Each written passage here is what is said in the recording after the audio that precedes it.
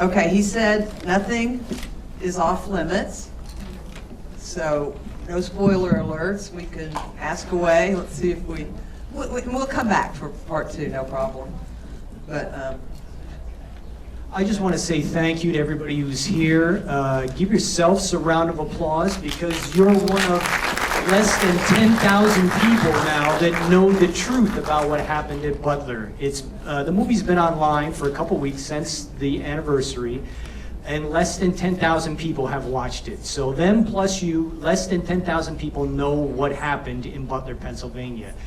And I'm looking through the crowd here today, and I'm noticing that the average age of the audience here... 25. Yeah, exactly. Not exactly millennials. So it's boggling my mind that the younger generations don't seem to want to know the truth about what happened. So it's up to all of you who are here today to carry on that message, because I hope I've convinced you all we don't know what happened.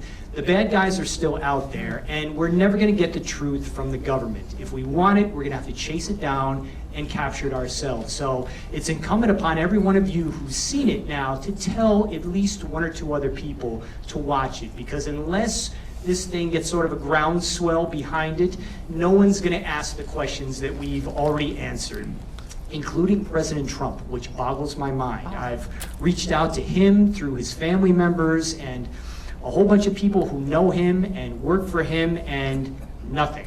So I can't understand why, but the Trump administration does not want you to know, does not want the world to know what you've just seen there. So maybe we can all change his mind. I hope that's the case. But as it stands right now, there is a complete news blackout on what you've just witnessed. wow, isn't that amazing? But you know what we did talk about a little bit last night was just the correlation between this and our JFK assassination, and you know, a couple other things. Kind of funny, the Russian, whatever the main media there is like, you know, those Americans need to get a new playbook. You know, this one's getting really old, and you know, that's the evil empire talking.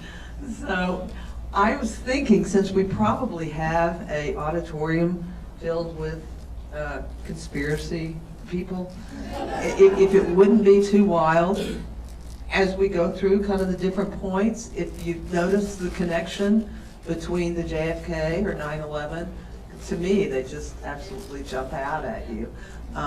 Well, there's one really huge connection between all of those events and all the others that we could name that we still don't have answers to, and it's a three-letter agency that most people think are supposed to investigate and come to conclusions about these things, but it seems to me a cursory examination of those events tells us now that that agency's job is to not investigate, to obfuscate, to find whatever evidence they can that's damaging and hide it, because that's what they've done here, that's what they did at JFK, that's what they've done at 9/11, that's what they've done at January 6th, that's and on and on. We still don't know who the pipe bomber was on January 6th. In a city that has the most surveillance cameras in the entire nation, we have no. So all of these things, God bless Kash Patel and Dan Bongino for trying to ride that wild beast, but they've been unsuccessful thus far. I know that today, I guess it was Dan Bongino said he's shocked and saddened by the amount of corruption and politicization of the FBI. Guess what? I don't think everybody in this room was shocked. We know that's what they are, and unless major things happen to that agency, unless major reforms happen, nothing's going to change, in my opinion. I've seen it since the Kennedy assassination. They were knee-deep in that, they're knee-deep in this. We're never going to know, the world is never going to know what you just saw unless the FBI releases their data. And that's what part two is all about. I'm suing the government to get that data. We'll see what happens. Not many people have been successful suing the government, but hopefully we will. And if we do, it will all be in part two. Okay, so the FBI, sorry, we'll get microphones out there. The FBI just recently, they made their rulings on the problems with the people that were working there or planning on it. And I understand they were, you know, they were punished by getting 10 days That was off? the Secret Service. The FBI didn't, FBI. yeah, the FBI didn't do anything. Their last statement the FBI made about this case was August last year, so they've said nothing since August. The Secret Service said that a bunch of people who were involved that day had been suspended, which is great, but I hope you see from the movie that there's a high likelihood that some of the people at the Secret Service were either completely negligent or had a hand in what went down. Especially the fact that the Secret Service got multiple requests for additional security at this event that they all denied. So the Secret Service director at the time, Kimberly Cheeto, she's gone now, and her #1 deputy are gone. But President Trump is kind of in a difficult position here because he still relies on the Secret Service to protect his life. So it's very difficult for him to say, you guys are all a bunch of screw-ups, you're all fired. So he probably has to be very careful about cleaning out the Secret Service. But the Secret Service people who were there that day were either incompetent or part of it. There's really only two options at this point. And as the producers who helped me on this can attest, there's a lot more evidence that we had to cut out of the movie because it was so dense and so packed. The first couple audiences that we tested it for, they were like, I can't keep track of all this stuff. You got too much. I know some of you were still saying that about this, but believe me, I could have made a 3-hour movie and shown you all the things that they did wrong that day. And they're supposed to be the experts. They're supposed to be the people who know better about this than anybody else. But many of them in crucial positions dropped the ball that day. And maybe they got suspended, but they should either be fired or imprisoned because they really let President Trump down that day. And it wasn't the first time. I don't really have a handle on the roof building versus the building where the the shooters or whatever, yeah. Body? We don't know who the body is. No, I mean, where the service force that were supposed to be watching, I can't remember. Was that window so that they could look down on the rooftop, or how did that work? Because you see the air conditioner when he crawled up on it looked like a very low roof. Right. And then, so tell me how that worked. Okay, so that's a good question. The AGR complex is a whole bunch of different buildings at different levels. Some of them are 2 stories, some of them are 3 stories, some of them are 1 story. So the body that supposedly is the sniper that shot Trump, he's on a 1-story building. Behind him, there's a 2-story building that had 2 local snipers in it. No Secret Service were in there, but 2 local snipers were in the 2nd story of the building behind where Crooks was shooting from.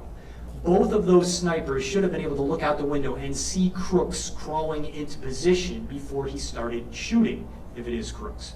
One of those snipers had abandoned his post, left his sniper rifle, and abandoned his post and was looking somehow in the buildings on the 1st floor, and he got lost. And he ended up directly below the shooter's position when the shooter started firing. So one sniper abandoned his post and got trapped in a building underneath the shooter and then ran outside and got locked out.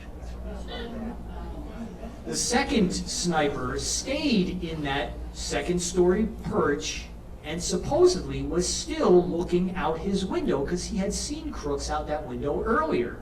But he claims he never saw Crooks crawling into position, even though his window had a perfect vantage point to see him. And he says he never saw Crooks until just before the Secret Service shot him. So those 2 counter snipers both should have seen him. One had abandoned his post. The second one was still there, but claims he never saw Crooks crawling into position, even though people on the ground saw him crawling into position, and even though a Butler County detective had pulled himself up on the roof, saw Crooks, dropped back down, and then shouted on the radio, there's a guy on the roof with a long gun. That sniper should have looked out the window and saw that guy with a long gun before he started shooting at Trump. He did not. I don't know why he did not. He never explains why he didn't, but he's either incompetent at his job, because his only job was to stop snipers that day, or he's part of it. Was he patched into the radio? He absolutely had a radio that day. The Secret Service didn't. They had their own radio frequencies. So that radio report never made it to the Secret Service, but it made it to all local law enforcement, including those 2 snipers. I'm sorry? Microphones, get your microphone. We have several questions up here. Let me get to this first gentleman here. Okay. Okay, and let's make sure they're questions, please.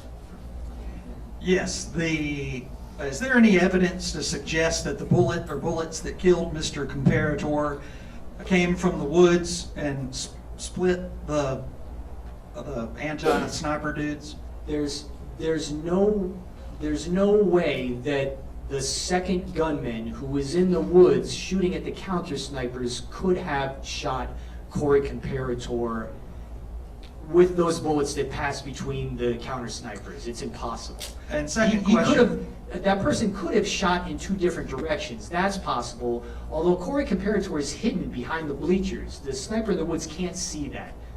Is there any story surrounding the water tower? That's a good question. That's one of the first conspiracy theories that came out. The second shooter was in the water tower, but there could have been somebody in the water tower, but that vantage point, you can't see Trump from the water tower. The big television screen that Trump keeps looking at blocks the water tower's vantage. So it's impossible to shoot Trump accurately from that water tower. You have to shoot through that screen. So it's unlikely that the second shooter, that a third shooter was there. We know that a second shooter wasn't there, he was in the woods. There could have been a third shooter on the water tower, but he couldn't have shot at Trump accurately. Good question. Will you put the outtakes on your website? Yes, so we did say at the end of the movie that all of the data and all the photos and videos and everything is eventually going to go up on whoshottrump.us. Right now, we're in sort of a legal sticky area about how to get all of that up because some of it doesn't belong to me. Some of the footage that I used in the movie does not belong to me. I'm using it under what's called Creative Commons license, but I don't own it, so I can't repost it. So eventually, everything will be there. It's not there yet, and I apologize. I will tell you that on our source sheet, we do have the links to, what's his name? Yeah, Dave Stewart, to his YouTube and whatever, and that'll be on our website with the link. So, and then if we want to come down to ask questions, that might be the best. I'm still stuck on that van with the Arizona plates. You could almost read the license plate from here. You can read the license plate if you look at the video. Okay, so who is that registered to? We don't know. The United States public does not know. The FBI knows, local law enforcement knows, but they won't say. And when I last checked, on the anniversary, those stories were still on the Fox News and Daily Mail website. So you can probably still go look at it today. It's still out there. And they haven't retracted. They haven't said, whoops, we got this wrong. It's not Crook's van. It still says police search and seize Crook's van, which is not on the FBI's website. The FBI is a picture of a car with a trunk. They don't have anything about the van. Okay, after this next question, we'll all come down right here. Thank you. Outstanding. Thank you so much. This is brilliant. Thank you. With Nikita Khrushchev saying that we'll overtake America without firing a shot, and then one of the 45 goals of the Communist Party to be dismantled and eventually discredit the FBI, do you think the FBI has been infiltrated by the Communist Party? I don't have any evidence that the Communist Party has infiltrated the FBI. I would say the overwhelming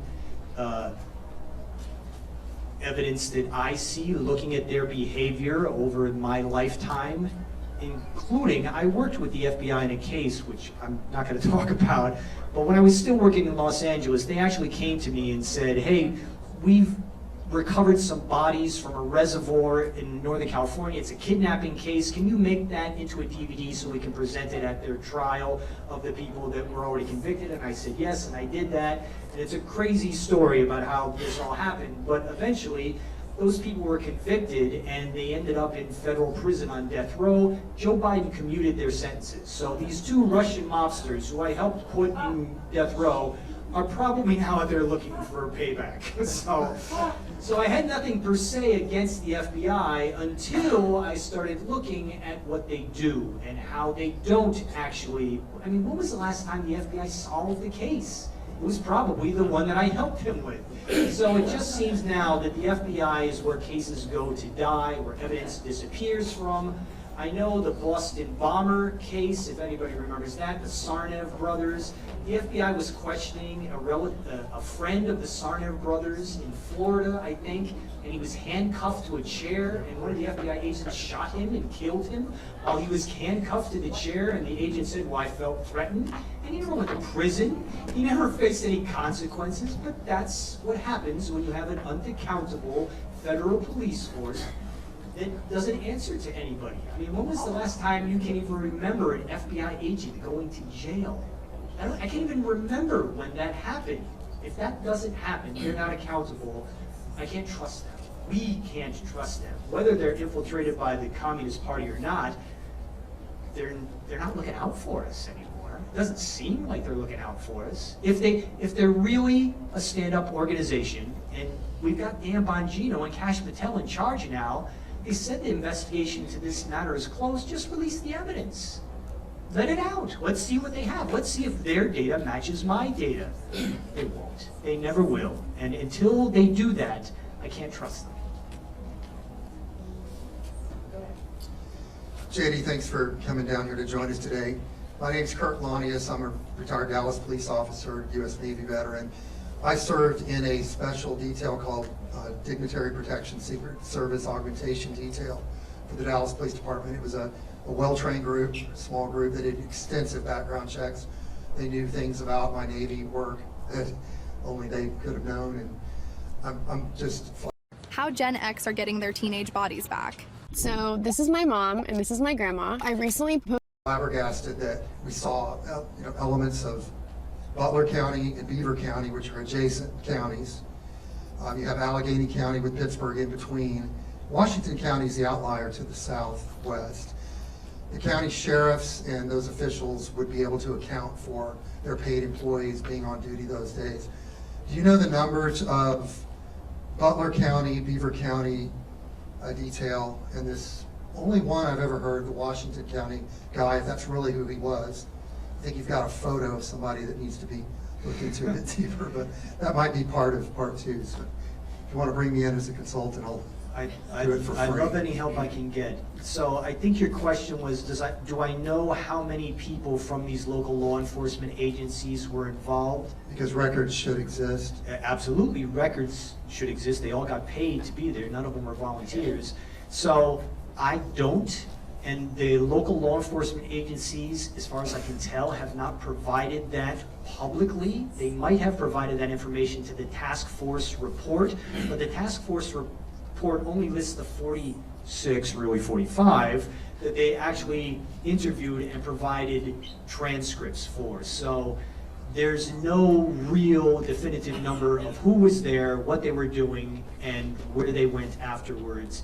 And the Washington County SWAT guy is the biggest mystery, because we have great, body cam footage of him on the roof, and you can see, not here because it's real low res, but if you look at those videos and they're online, he's got a Washington County SWAT patch. It says Washington County SWAT right on his shoulder. That's how I knew who he was. And when I realized that that's the Washington County SWAT guy, I immediately went and looked for his transcripts, because I read them all.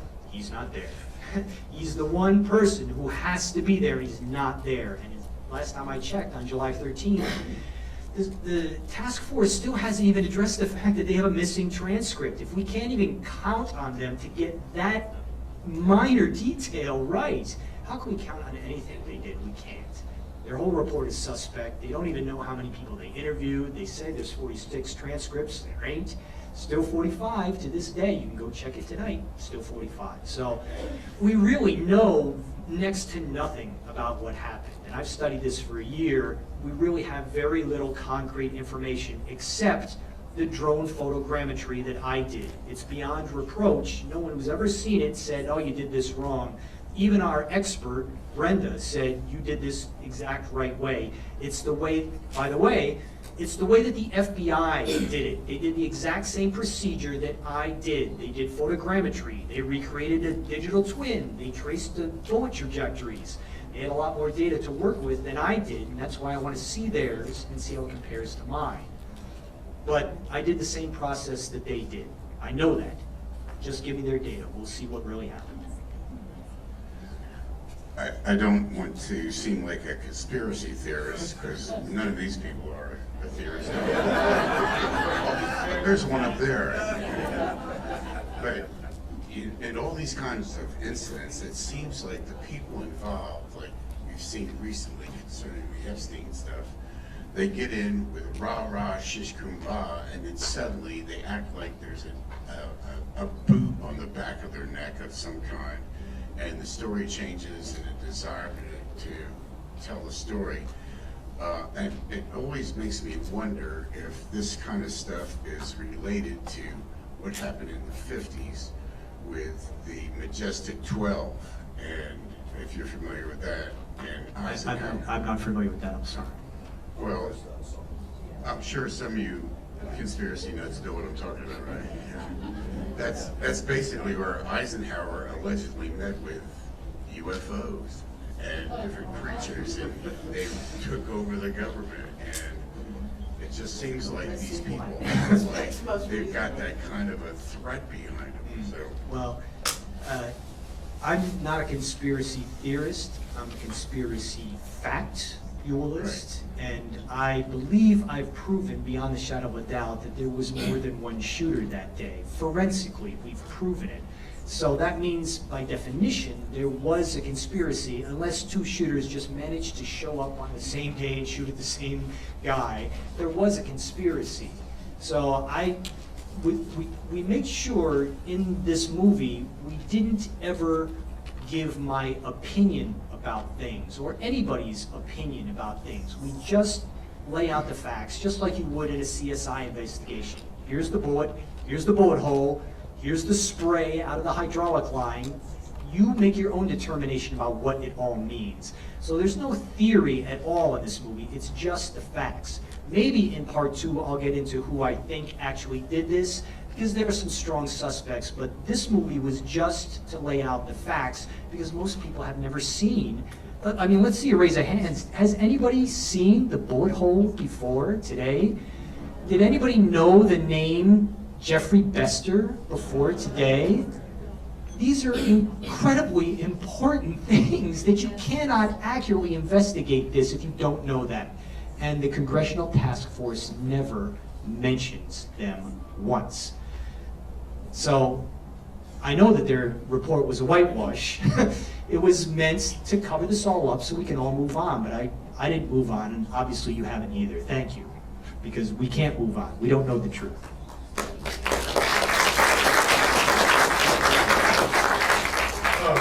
I have an opinion, and I take issue with your snipers.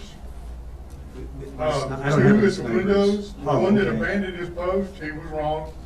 But a sniper will have a hide. He don't want people to know he's there. He's not gonna be up against that window looking at 180 degrees. That's just my issue. I hear what you're saying, and I don't necessarily disagree with you in saying that in most situations, a sniper does not want people to know where they are. One of the things that we cut out of the movie were reports from those two snipers saying, and I'm paraphrasing right now, but basically they said Crooks looked up at us in the window to see where we were. He knew where we were. So those snipers, both of them, say that Crooks knew where we were. So at that point, the sniper hide is over.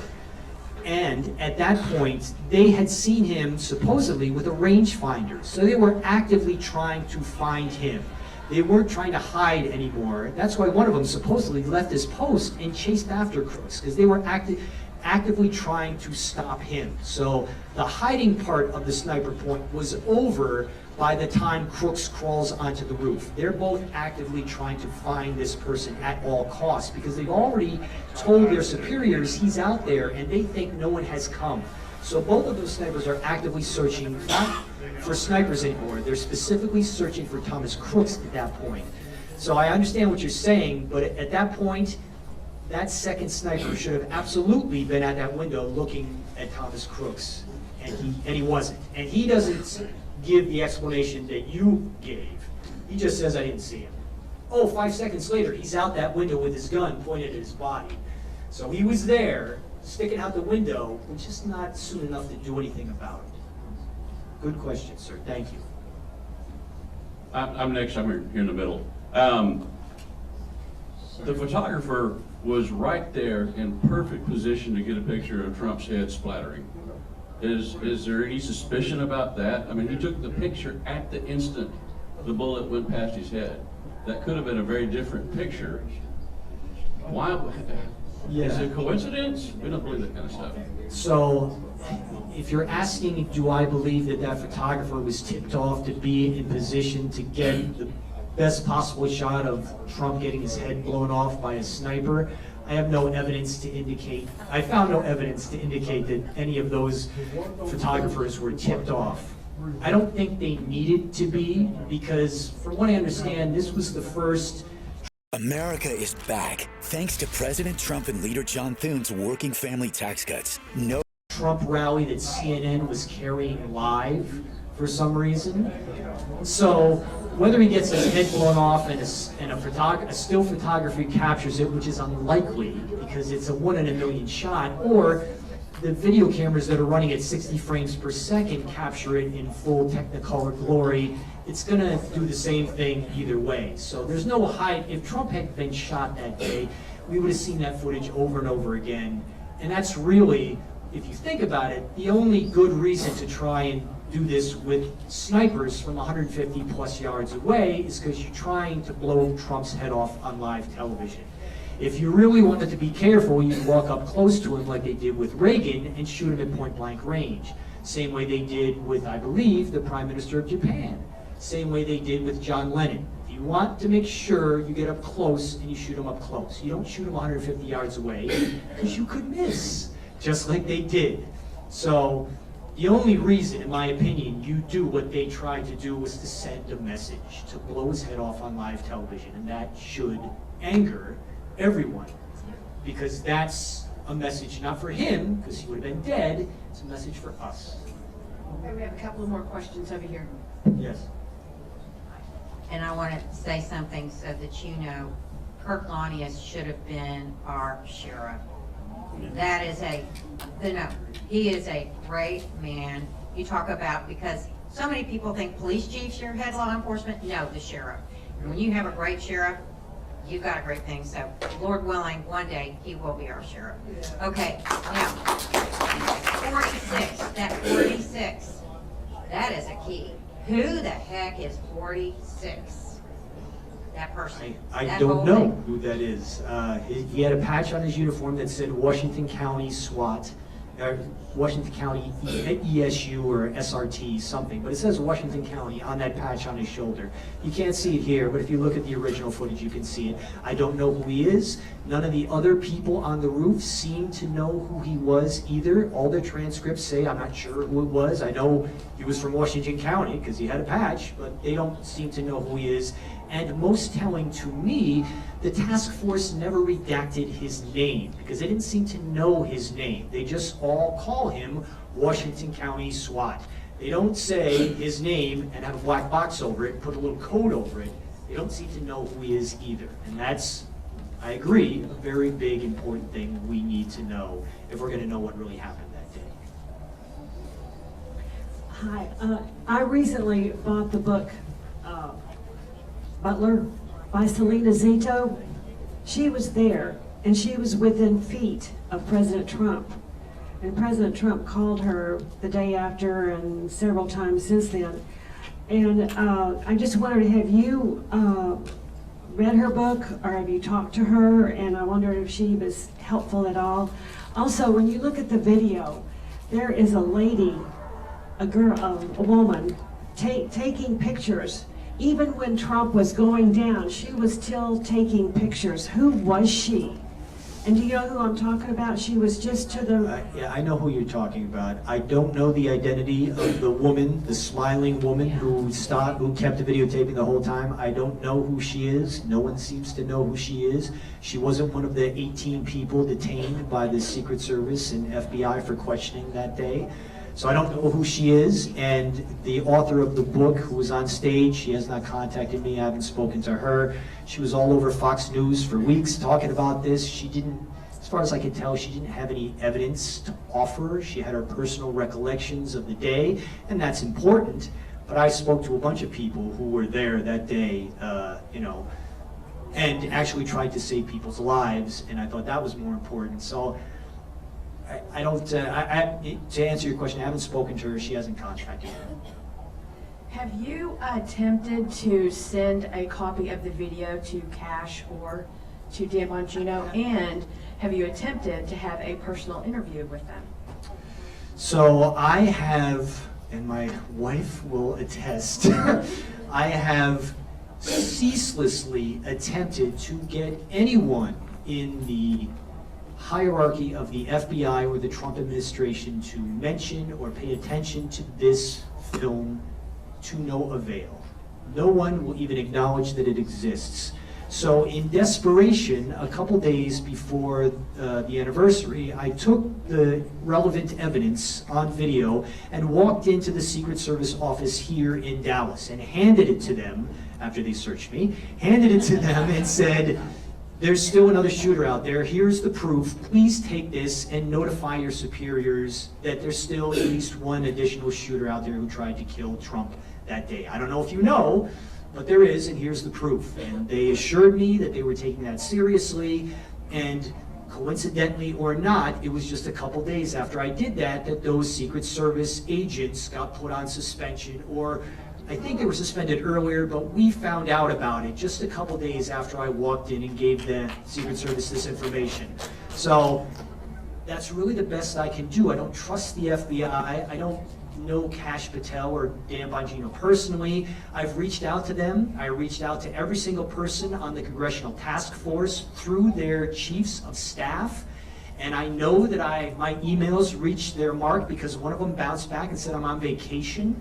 So I know that the task force knew about this. I know that people in the Trump administration know about this.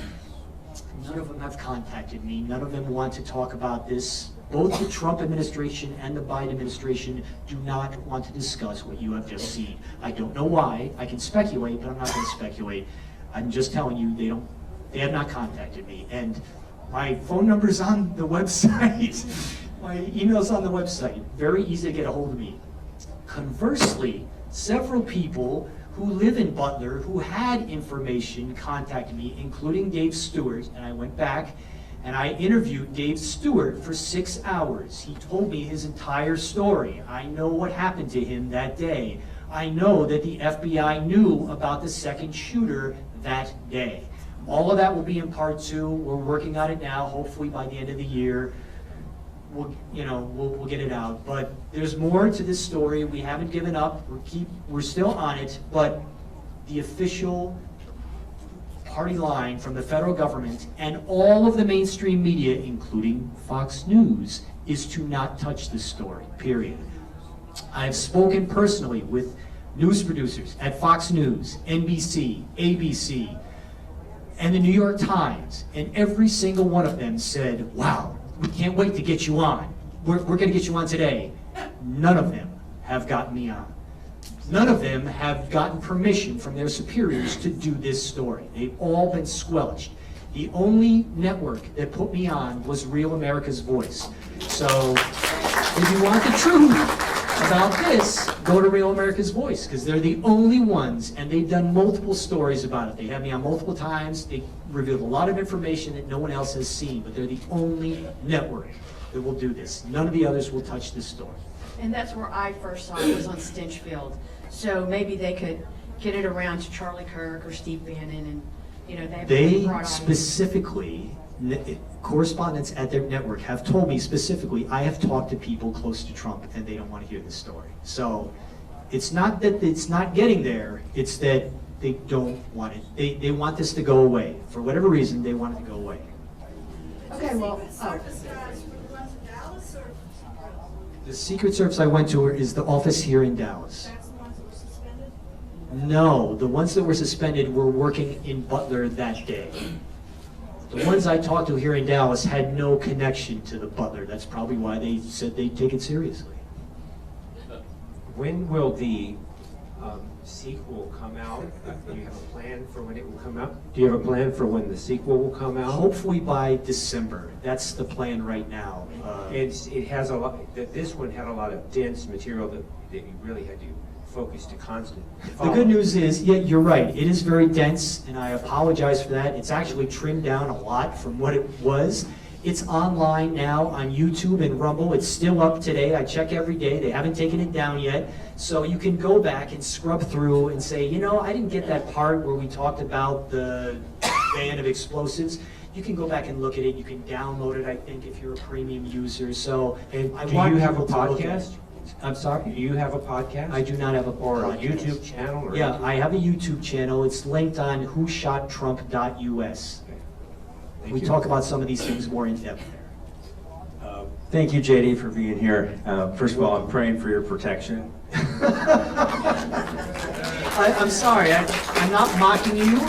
I will take every prayer and well-wishing that I can get, and I sincerely appreciate that. You're not the first person that has said something like that to me. My own father, when he saw this, before everybody else did, said, you better get a bodyguard. So I appreciate that. Honestly, that was one of the reasons why I wanted to get this out. I didn't wait for a distributor to come along and say, yeah, we'll give you $1 million for this. I wanted to get it out because now there's no point in killing me. It's already out there. And, I'm sorry to my beautiful wife, Andrea, if I do get killed now, it proves I'm right. So, if I die mysteriously or suspiciously, I was right. Just put that on my tombstone. He was right. You seem pretty relaxed about that. My question is, you spoke or you showed a little bit of the shooter or the attempt in Florida, but did you have any threads in your research that tied any of these people together? And that shooter seems like a bit of a mystery as well.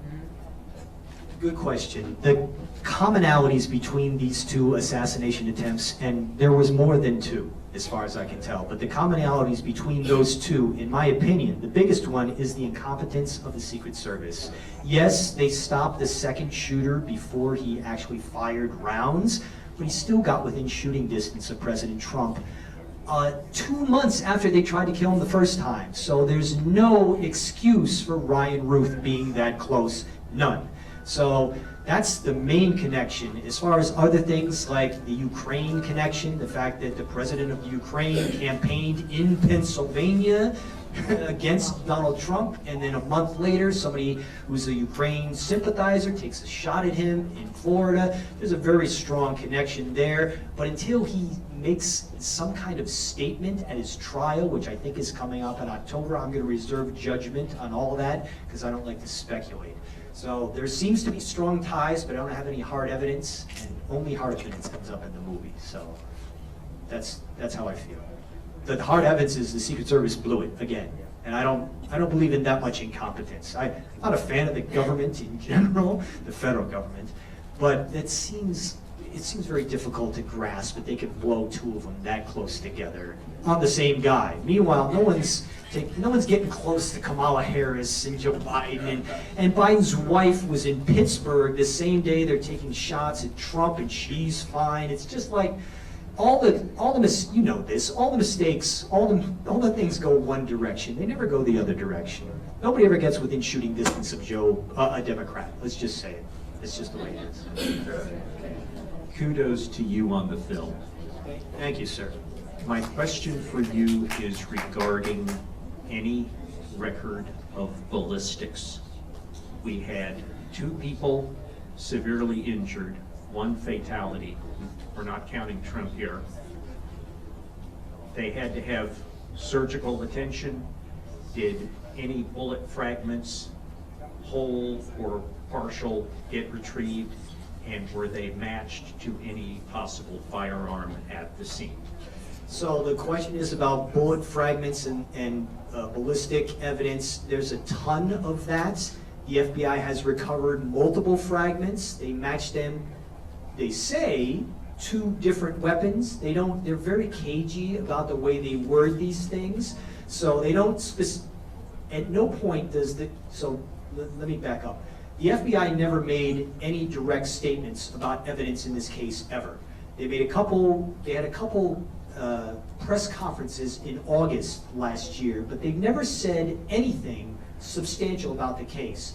They released some information to the task force, and the task force released some of that information to us. So what I know from reading the task force report is they claim the FBI traced five of those bullets from fragments and or recovered bullets that they found.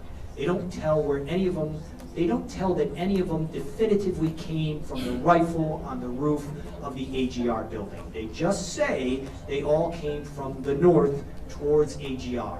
So I'm sure they have an abundance of ballistic evidence, none of which they've shared with us, and very little of which they shared with Congress, who has oversight, they could have called the FBI director and forced him to testify. They didn't.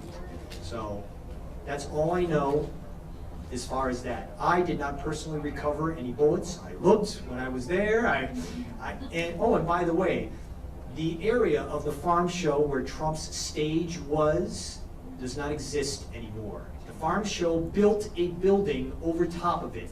So if you go there today and you want to scout around and see if you can find anything that the FBI missed a year ago, you can't. There's a building sitting on top of it, which was why I knew I had to go there and scan it before something like this happened. I didn't know they built a building, but if you look back at controversial things that have happened over the years, the buildings and the things, they tend to get demolished or plowed over or redesigned, and I was fearful that that would happen here, and I was right. They built a building over top of where Trump was shot. You can't even go investigate it today. So luckily, I've got it. For the rest of our lives, we'll be able to look at that 3D model and see exactly where Trump was standing when he was shot. And anybody in the world will be able to look at that data. They can't cover up. We've got a digital Dealey Plaza that can never be removed. Prior to Butler, I was speaking with a former Secret Service, and I asked him, how many attempts have there been on Trump's life? And he said 32. He even mentioned something about an attempt in Scotland where a Secret Service agent was killed, where I guess there was some kind of paraglider or something, but the actual attack was a microwave attack, and the Secret Service agent got it and not Trump. Have you heard anything? Have you heard anything about those the prior incidents? So I don't have any specific knowledge about the one in Scotland that you just discussed, but even Wikipedia, who I don't necessarily trust, admits that there's at least 6 verified attempts on Trump's life since 2016. So there's more than just these 2. It's a pattern that's been going on for a long time. By the way, the only reason that there were counter snipers, Secret Service counter snipers at this rally was because there was solid evidence that Iran had hired hit teams to assassinate Trump with snipers. So that's the only reason that there were counter snipers. It was the first time at a Trump rally that there were Secret Service counter snipers. They weren't there before. So the Secret Service knew that there was a sniper threat, and they specifically sent these people to stop it, and they all failed. So there's a long history of people trying to kill Trump. I showed one clip of a guy trying to rush on stage while Trump is in an airplane hangar doing a speech in his earlier campaign. It happened multiple times. It happened more than 2 on this. There's another guy who showed up at Coachella with guns in his car and with supposedly multiple passports in his car. You remember that when that happened? Don't hear about him anymore, just disappeared. So there's at least, in my opinion, 3 bona fide assassination attempts. How Gen X are getting their teenage bodies back. So this is my mom and this is my grandma. I recently put in that campaign against Trump. Thankfully, they all failed, but who knows how many more there were that we don't know about. Yes, I want to comment on that. There was one story I heard about when Trump has taste testers to taste his food, and one of those died from attempting. It's possible, I don't know anything about that. Well, the reason I want here, there's a podcaster that we listen to named Phil Gillespie. He's very well connected with Deep Intel, and he has a contention that the whole assassination attempt was staged. And that's a common contention of a lot of the digital warriors who research stuff. And that's probably a possible explanation why you get a lot of pushback, because it was a staged event. It's possible. Like I said in the movie, I can't rule out that it was staged, but I looked and I could not find any evidence that indicated that it was staged. To the contrary, I found tons of evidence that there was at least 2 shooters there. And as I say in the movie, I don't think Trump is an idiot, and only an idiot would let people shoot at them or hire somebody to shoot at them. So, you know, I guess it's, you know, honestly, I can't rule out that he didn't hire people to shoot at him, but nothing that he's ever done, and I read his book, Part of the Deal, when it came out originally, nothing that he's ever done indicates that he's an idiot. He went to Wharton, okay? You can't be an idiot and go to Wharton Business School. So nothing in his modus operandi indicates that he's an idiot. He does things that I don't understand or don't agree with, but nothing indicates that he's a fool. And only a fool would let someone shoot at you from that distance with a gun that's not accurate. The gun that Crooks had is not accurate enough to only hit Trump's ear and not his head. It's impossible. You need much better ammunition, a much better gun, and a much better scope. It's impossible to have made that shot. It literally is impossible to have made that shot that Crooks did. Now, Trump could have injured himself when he was on the ground, but there were reporters swarming around him with cameras. We have footage and shots of him on the ground with blood dripping down his head. He was surrounded by thousands of people. I mean, let's be real, the media hated Trump back then. God forbid if they caught a shot of him cutting his own ear, we literally would have seen it nonstop. It would have been the end of his campaign. That's the reality. I worked in the media for years. They hate Trump, period. If there was a shot of Trump faking this, I believe we would have seen it before now. They wanted anything to not have him be the president. I never found it. I looked, I didn't find it. If someone has evidence that Trump faked it, I will put it in Trump 2, in Who Shot Trump 2. I make that vow.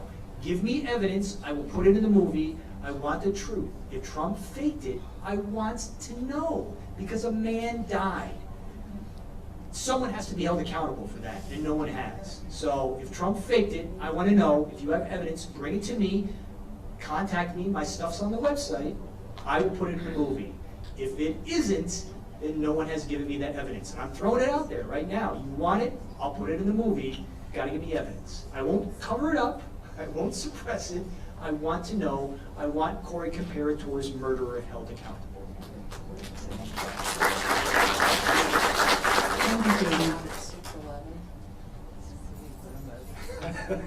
I have no, I don't know about. I just want to plug for my wonderful friend up there. Thank you, Trina. At the end of the day, he's the director, movie producer. He's not an investigator. Speaking to the mic. Okay. Speak louder. Okay, can you guys hear me now? If you're going to say nice things about me, you have to say them loud. I've known JD for over 10 years. Really good friend with his wife. He's a tremendous director, producer, movie maker. And he's extremely passionate, as you all can see. He spent hours, days, and months on this venture. So to make Trump, Who Shot Trump 2.0, please support him, not in evidence or connections or any financing, marketing pitch, anything to make that happen. Please reach out to that website. Great job. Thank you, T-Bone. You don't have any more in mind to ask a question, but I guess my last question would be, are you sure you don't want to give us a little bit of a preview of the second one that's coming? I'll give you a little Regarding bit of Dave? I'll give you a little bit of preview. Dave Stewart is alive. He's a stand-up guy. He is in hiding. and he told me he will be in hiding probably for the rest of his life. Well, I'd just like to say you're very brave, very courageous, and you're very much a patriot, so thank you. It's very nice of you to say. I don't feel brave. I just feel lucky to be in the wrong place at the right time. And I wanted to say this, why is this not at North Park and other places, this movie, because it's fantastic. It was supposed to premiere at the Texas Theater. I had a signed contract with them since April, and a week before it was supposed to, 2 weeks before it was supposed to premiere, they told me that my movie will never show at their theater. So they canceled me even though I had a signed contract. I could sue them, but it wouldn't make any difference. They weren't going to show it.